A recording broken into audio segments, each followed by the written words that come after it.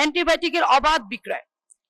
দেশের বিভিন্ন পাড়া মহল্লা, ফার্মেসি এবং অনেক প্রতিষ্ঠিত ওষুধের দোকানে চিকিৎসকদের প্রেসক্রিপশন ছাড়াই অ্যান্টিবায়োটিক বিক্রয় করা হচ্ছে, যা জনস্বাস্থ্যের জন্য অত্যন্ত বিপজ্জনক।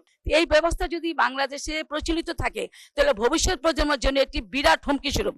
অ্যান্টিবায়োটিকের ব্যাপারে যেটা উনি বলেছেন অত্যন্ত সত্য কথা।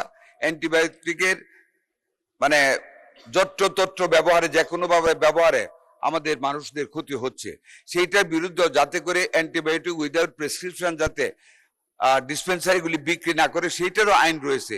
একজন অসুস্থ মানুষ যখন একটি ওষুধ কিনে তখন তিনি তার সেই পণ্যটি কেনেন এবং তিনি নিজের জীবন রক্ষার জন্য, এবং তিনি সেটাকে নিজের শেষ আশ্রয় হিসেবে মনে করেন। অথচ সে ওষুধ যদি নকল, ভেজাল এবং মেয়াদোত্তীর্ণ বা নিম্নমানের হয় সেটি আর ওষুধ নয়, সেটি মানুষের জীবন, স্বাস্থ্য ও বিশ্বাসের সঙ্গে নির্মম প্রতারণা। এর ফলে চিকিৎসা ব্যবস্থা ব্যাহত হয়, রোগ জটিল আকার ধারণ করতে পারে এবং অনেক ক্ষেত্রে নিরাপদ মানুষকে জীবন দিয়েও এর মূল্য দিতে হয়। মাননীয় স্পিকার, দেশের বিভিন্ন স্থানে ফার্মেসি এবং ওষুধ বিক্রয় কেন্দ্রে মেয়াদোত্তীর্ণ, নকল, ভেজাল, নিবন্ধনবিহীন এবং নিম্নমানের ঔষধ সংরক্ষণ ও বিক্রির অভিযোগ উদ্বেগজনক হারে বৃদ্ধি পাচ্ছে।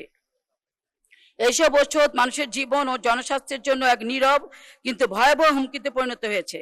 মেয়াদোত্তীর্ণ বা নকল ওষুধ সেবনের ফলে রোগীর কাঙ্ক্ষিত চিকিৎসা ব্যাহত হয়, রোগ নিরাময় বিলম্বিত হয়, মারাত্মক পার্শ্ব প্রতিক্রিয়া দেখা দিতে পারে এবং অনেক ক্ষেত্রে রোগীর জীবন ঝুঁকির মধ্যে পড়ে।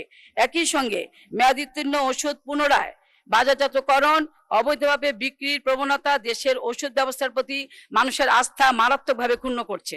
যদিও ওষুধ প্রশাসন অধিদপ্তর নিয়মিত বাজার তদারকি ও ভ্রাম্যমাণ আদালতের মাধ্যমে অভিযান পরিচালনা করে থাকে, তবুও বাস্তবে মেয়াদোত্তীর্ণ মাননীয় সদস্য, জি সবার কাছে দেয়া আছে, যেহেতু আমরা এটা পঠিত বলে গণ্য করি। একটু আগে মাননীয় চিফ হুইপ যে কথাটা বললেন, একটু বেশি আমি একটু খালি বলতে চাই, সেটা আপনি বললে পুরোটা বলতে পারেন, বাট পঠিত বলে গণ্য করা হলো। প্রশ্ন করব, যদি আমার মনে কি আমাদের মাননীয় মন্ত্রীকে উত্তর দিবেন কিনা, যদি উত্তর না দেন তাহলে আমি এখনই প্রশ্ন করব। স্বাস্থ্যমন্ত্রীর উপর ভরসা রাখি, দেখি উনি কি বলেন, দয়া করে বসুন। ধন্যবাদ আমি আপনাকে। আরেকটু সংক্ষিপ্ত করে যেটা বলতে চাই, যেটা আমার কাছে বেশি মনে হয়েছে, যে অ্যান্টিবায়োটিকের অবাধ বিক্রয়। দেশের বিভিন্ন পাড়া মহল্লা, ফার্মেসি এবং অনেক প্রতিষ্ঠিত ওষুধের দোকানে চিকিৎসকদের প্রেসক্রিপশন ছাড়াই অ্যান্টিবায়োটিক বিক্রয় করা হচ্ছে, যা জনস্বাস্থ্যের জন্য অত্যন্ত বিপজ্জনক।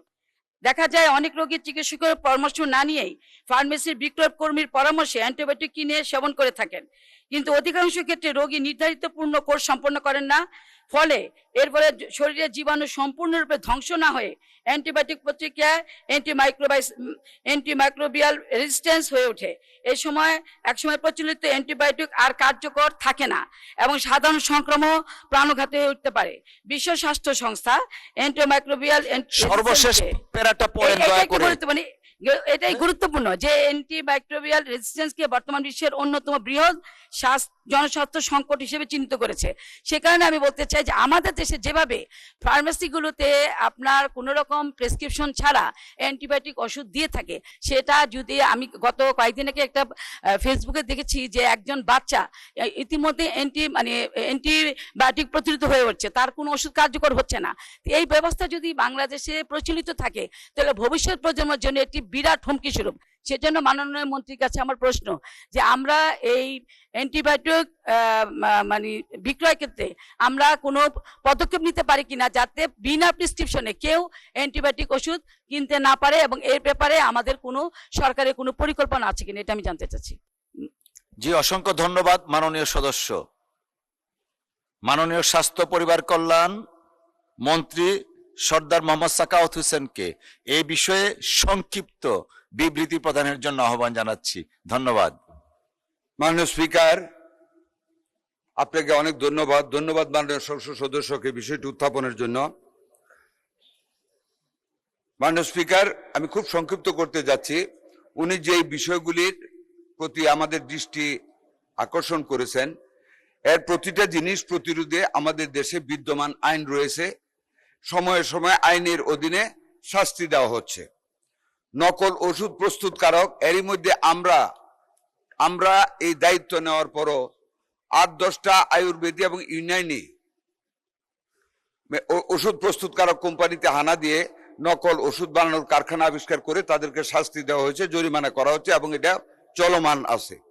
নকল ওষুধ বিক্রি বন্ধ করার লক্ষ্যে বাংলাদেশের প্রত্যেকটা উপজেলা লেভেলে বা শহরে আমাদের ম্যাজিস্ট্রেটগণ মোবাইল টিম গঠন করে ওষুধের দোকানে যাচ্ছে, নকল ওষুধ পেয়ে তাদেরকে কাউকে গ্রেফতার করতেছেন, কাউকে বড় আকারে, কাউকে মাঝারি আকারে জরিমানা আদায় করতেছেন।